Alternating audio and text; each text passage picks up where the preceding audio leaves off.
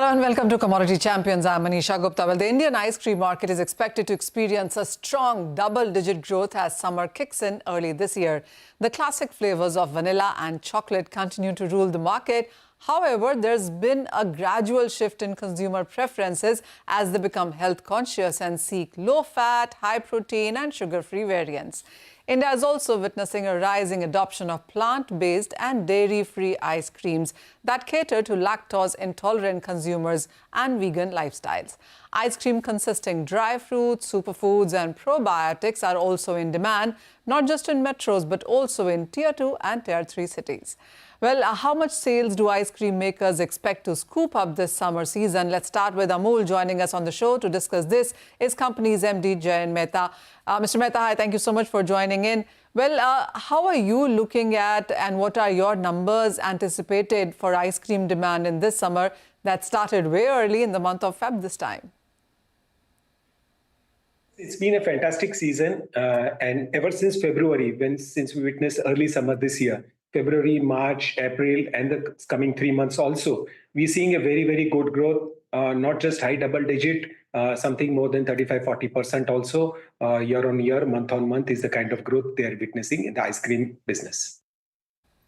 Mr. Mehta, what is the annual sales expectation this time around? You're looking at an year-on-year growth, yes, but what is that you're looking at as annual number this time? The overall numbers should be pretty good. It's just the beginning of this financial year. Last financial year, we closed at about 66,000 crores. So now we are officially the largest FMCG company in the country with a turnover which is 10% more than the closest multinational who was all this while leading this business. In the dairy business and the ice cream and the beverages business, thanks to a good summer and marriage season and the festive season coinciding, we expect a good quarter as far as the growth in the business is concerned overall, which is April to May, June quarter. And subsequently also considering the momentum that we have with the success of the launch of the new products, the expansion in our distribution, the efforts in brand building and advertising that's been happening, we expect to close this year at a turnover between 75 to 80,000 crores. And Amul brand definitely will cross a turnover of 1 lakh crore rupees by the end of fiscal 25-26. Mr. Mehta, you've talked about various innovations in the sense of variety or taste and flavor. What is it new that the Amul is looking to launch this time around for its consumers? Well, the consumers always expect something new in these categories, which are largely impulse. Now also consumed a lot at home, thanks to the Q-commerce and online delivery platforms. So we launch as many as 20-25 new products in ice creams, about 8 to 10 new categories and products in beverages with the 10 rupee True gaining a lot of traction. We are launching a 10 rupee buttermilk pack also to cash on the growth opportunities in the 10 rupee pricing segment of the beverages. Similarly, a new range of protein products being launched, multiple formats of ice creams being launched. We launched high protein ice cream kulfi also last week, and a variety of products across multiple categories that we operate in, be it organics or be it probiotics or be it even ghee, where we launched Deshi cow ghee variant in our entirely strong ghee range also. So obviously innovation is the name of the game. Consumers want products which meet their requirement. Sometimes they speak about it, sometimes they don't. But as a brand, it's our job to keep innovating. Well, in addition of all of these 2025 new flavors that you're coming out with, you've also come out with ice cream lounges. You also are not just in India, but you've taken the brand India abroad with Amul. What kind of growth are you seeing in India, in all of these countries outside India? And are these Trump tariffs impacting you at all? Yes, our launch in US, which happened exactly a year back on the 1st of May, has been pretty successful.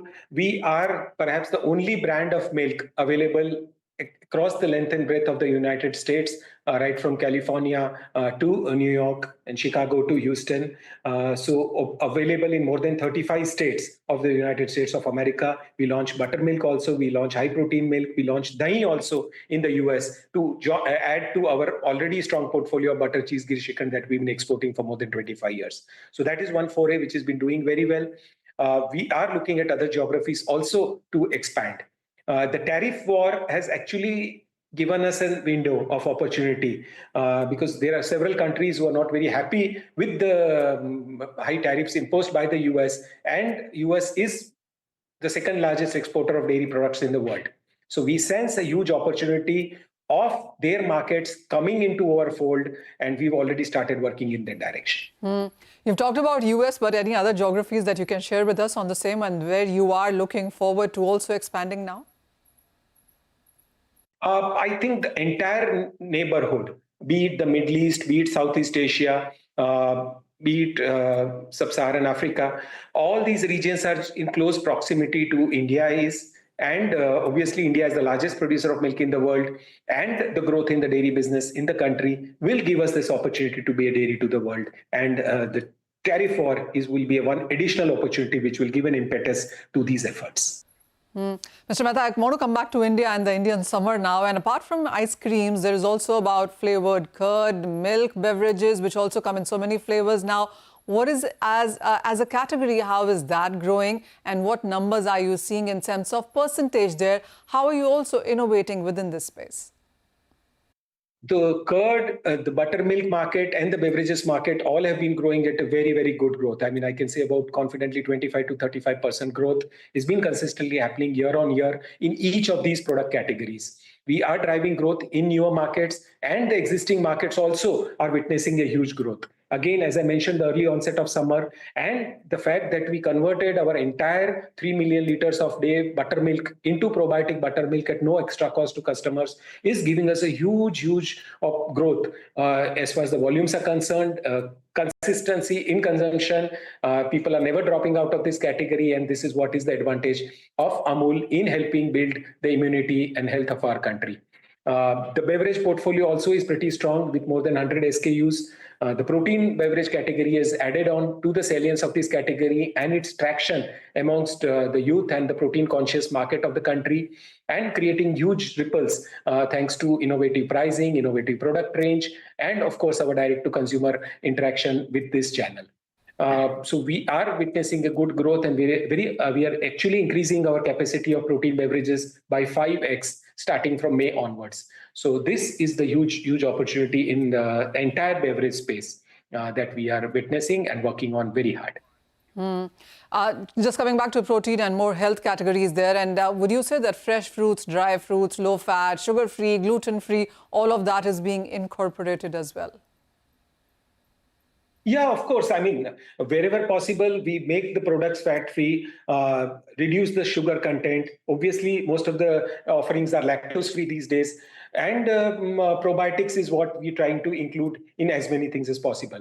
So the health indicators in genuine delivery format is what Amul's effort to grow the segment and reach out to a larger number of people in a very big way.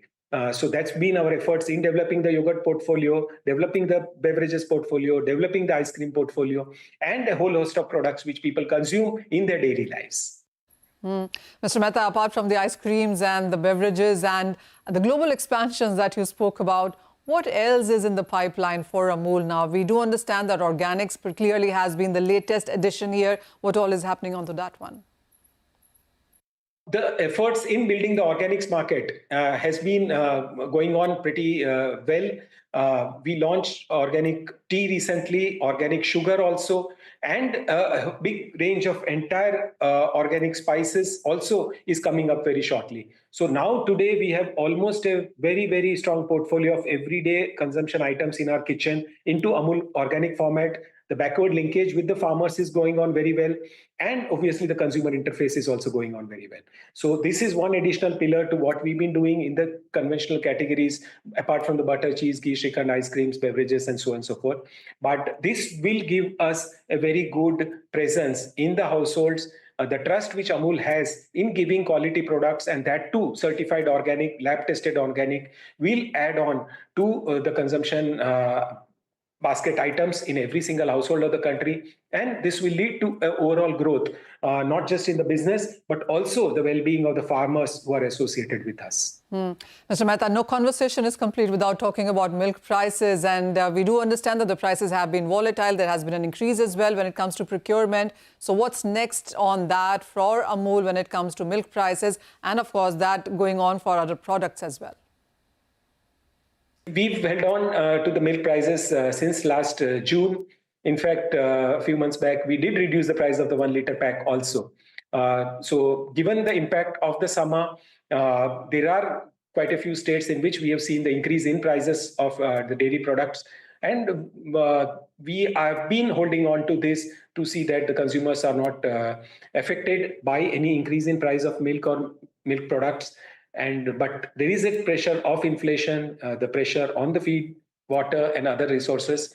But we're keeping ourselves at the moment at a steady level. All right. Mr. Mehta, as always, thank you so much for being with us. Well, that's Amul for you, saying that 35 to 40% of an increase in ice cream sales anticipated in this season. And they're, of course, coming out with various other products. And as he said, within the FMCG category, they are now the biggest company in the country. Well, from Amul, let's now shift focus to Hocco, joining on the company's MD, Ankit Chona, with us now. Ankit, hi, thank you so much for joining in. As Mr. Mehta said, that 35 to 40% of an increase in sales is what they're anticipating. Can that be expected across segment for the country? So, first of all, a very good afternoon, Manisha, and thank you for having me. Yeah, so I think from whatever we are hearing from overall the consumers and from the trade and all, it is, I believe that high double-digit growth is what the industry is experiencing. We being just about, this is our second summer, so we're experiencing almost a 300% growth in our overall sales. So, because we just started out, last year was our first summer, and the only thing that is stopping us from growing further is our own capacity. So clearly there is a significant increase in demand for ice creams this summer. Ankit, talk to us about on what the consumer really seems to be wanting right now. I mean, from fruits to superfruits to lactose-free to fat-free. There's just so many requirements right now coming in, so much that the consumer is wanting right now. Are you able to deliver it all? So obviously the market is divided into various subcategories, and while health is a very important space to be in, it's still a very, very small part of the overall ice cream industry, according to us. So we are going to shift focuses there. Right now, we play more in the indulgent category, and that is probably about 95% of this category. Having said that, the health conscious category was non-existent about 10 years ago, and now it makes up about 5%. So it's clearly growing at a much faster pace, but it's still in the niche segment right now. So we also have we have a sugar-free range, and we are in the process of developing a vegan and sugar-free range as well. That is the need of the hour, and that actually is growing very fast on the quick commerce platforms. Where there is a little more price elasticity, and and that's where the overall demand we are seeing a surge in the health conscious space. Ankit, coming on the distribution part of it as well, because we've seen that also spread out quite strongly in the last 10 years, as you mentioned, because from supermarkets to ice cream parlors to convenience stores, now on website, on e-commerce and quick commerce, and there's just various ways of consuming ice creams. How are you spread out? So, yeah, as I said, a few years ago, quick commerce was a non-existent category. Now, I would say for overall the ice cream industry, almost 20% of the revenue is coming from quick commerce. So it's a very important category for all of us. And more importantly, since it's a new category, I think the learning curve has been very steep. This summer, we are seeing that even all the companies, Zepto, Instamart, Blinkit, they all have upped their overall storage capacities and even their last mile delivery, which is very critical for ice creams. So I think that has been a big game changer this summer. So their volume growth has also helped us overall. As far as the general trade and modern trade is concerned, even that continues to see some growth. But overall, I think the game changer for the ice cream industry has been quick commerce in the last couple of years. Talking about the organized and the unorganized market as well, the latest data shows that organized market now consists of 60% and seems to be growing more. So people do have a recall here and they go by brands, would you say? And that really helps the segment. No, of course. I think in every category in India, I would say that there is a significant shift from unorganized to organized, and I think the COVID, the COVID phase actually, expedited that shift to the organized sector. And I think ice cream was also the organized sector of ice cream was also a beneficiary of that. What also happened is a lot of the unorganized players actually landed up upping their overall production capacities and moving to the organized sector. So I would say that the growth of the organized sector in ice cream is more than double of that of the unorganized sector, and it is actually led by a lot of automation. The overall economies of scale that really helps the the cost, and so therefore there is not too much of a difference in cost between the two, and so obviously then the consumer would want to pick a branded product over an unbranded product. Oh, absolutely. Ankit, how would you look at the demand growth? Because when you look at those numbers globally, India perhaps is one of the lowest consuming in sense of ice cream as a category. I mean, when you look at China and Japan and the US and New Zealand, the numbers are really huge. I'm a third generation ice cream entrepreneur, and I've heard this all my life growing up that India is the lowest consumer of ice cream in the world. So obviously, there is that makes it even more exciting, and there is significant room for growth there. And I feel that, and therefore India is, while India might be the lowest consumer of ice cream per capita, it is definitely the fastest growing ice cream country in the world. The consumption story here is very much here to stay for the next at least couple of decades. So we are all very excited about it.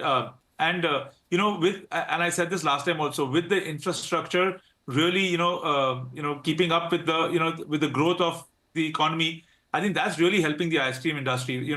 Power was non-existent in a lot of tier 3, tier 4 cities and villages in India about a decade ago. And that all has changed drastically. Today, you get ice creams in every nook and corner of the country. And even with the road infrastructure improving, I think overall, that has really, really given a huge boost to the overall the frozen food industry in the country. Oh, absolutely.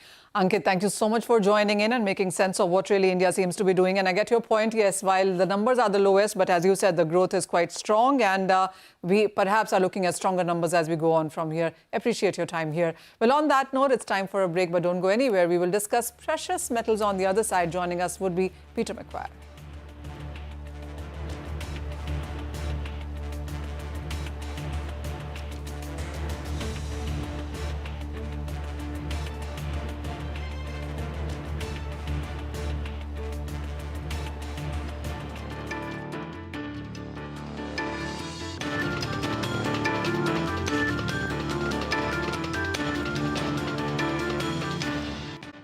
Other